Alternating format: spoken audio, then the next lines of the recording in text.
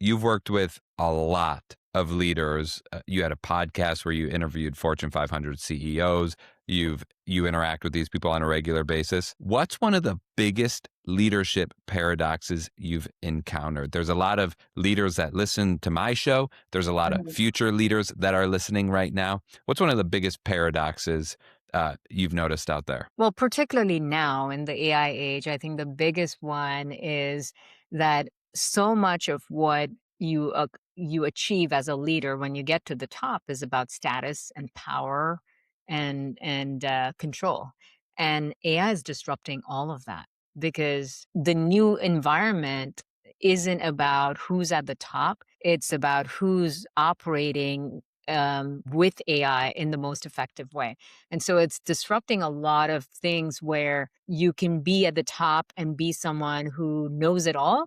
Well, with AI, you have to be, always learning instead of like, you have to become someone who's like a continuous learner instead of someone who's the expert. And that is pretty threatening to a lot of people who spent 30 years getting to the top. And suddenly it's like, oh my God, I'm irrelevant. I'm literally irrelevant because everything I built my career for, AI it could replace, and I'm not needed, certainly not in the same way. I don't have the same kind of power and status anymore. So that's figuring out how to regain relevance in a new way and reinvent yourself. That's the challenge. And for some people, that's exciting because even if they're, highly experienced, they get excited about like, okay, I can like be a rookie again. I can Yeah. have a day one mindset again. And for some people, it's deeply threatening and they kind of hold on to the old way because they don't want to let go. If people are feeling irrelevant at work, feeling a little detached, how do they get plugged back in? How do they find relevance? How do you create value when you feel like you're detaching a little bit in this new age? Well, first off, look at where value is headed. So think about somebody whose job is administrative, or a paper pusher, and their data entry and all of that. Those jobs are completely getting replaced. I mean, you literally don't need someone doing that kind of work. Rather than you know, be rather than grieve the old way and your old self, take that opportunity to examine where's the world headed? Where is the real need? Where can you transfer previous skills into this new world and reinvent your identity and your skills around that?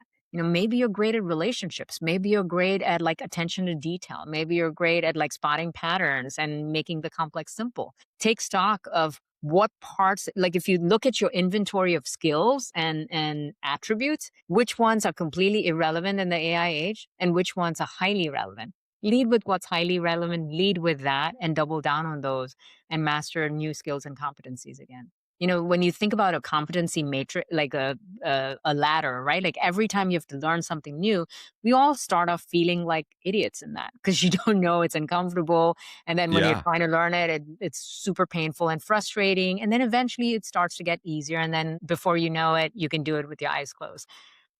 This whole reimagining of work in the AI age is very much like that. It's people are going through either denial, like, it's not going to change my world, or it's kind of like, oh my God, I'm aware, but now I'm really scared. Like, I don't know how to figure this out. Or they're experimenting, but they feel like, I'm kind of a novice. I'm like struggling with this. It's so frustrating. But once you get past that, a whole new world opens up and you're like, wow, this is actually my superpower. This is turning me from like, just like operating alone to having like clones of myself that can do 10x the work.